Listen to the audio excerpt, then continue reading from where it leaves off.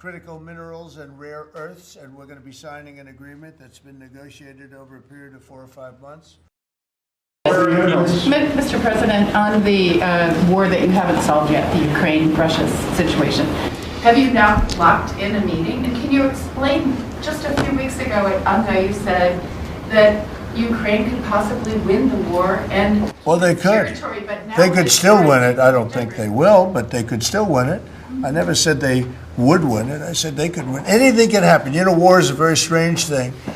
A lot of bad things happen, a lot of good things happen. If you look at the Middle East, I would say prior to us hitting Iran so hard, we could have never made that deal because you would have had a dark cloud over the Middle East when we took out their nuclear capability, which was one of the great military maneuvers of all time. It was flawless. You saw that. Yeah. Those magnificent B-2s. I mean, that was a flawless move that was done by some very talented people, headed up by Pete and everybody else. And as the Prime Minister, we're here to talk about trade, submarines.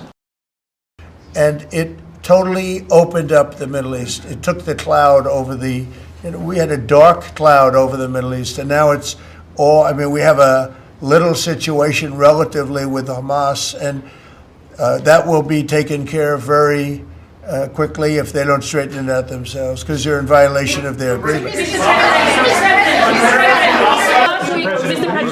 President Putin on Thursday, did you discuss his ongoing attacks on civilian areas in Ukraine? Yeah. Did you say cut it out? Did you say show an article of good faith to me? I did. But as you know, most of the people dying are soldiers. The soldiers that are dying in Russia and Ukraine, it's unbelievable. 5,000 to 7,000 a week. Can you believe it? And I look at that and I say it's pretty amazing. But in addition to that, there are attacks on Kiev and some of the other places.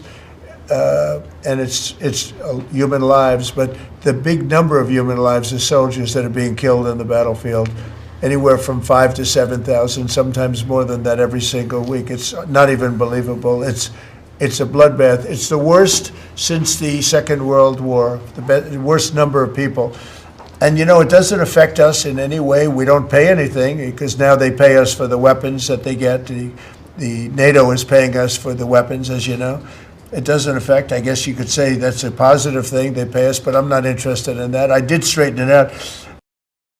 In this country than anybody ever imagined.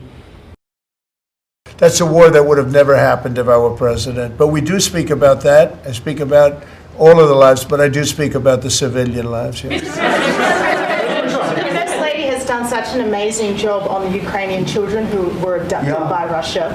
Would you support Senator Lindsey Graham's bill to declare Russia a terrorist state? And you have within your power, you're the most powerful man on earth. Why don't you just enable Ukraine to finish this war tomorrow? Well, if you knew anything about what you were talking about, you'd be able. You do. I don't think you do, really. They I don't think you do weapons. because it's a little more complicated than that. But it sounds easy. We're in the process of trying to make a deal. If we make a deal, that's great. If we don't make a deal, it'll be a lot of people are going to be paying a big price.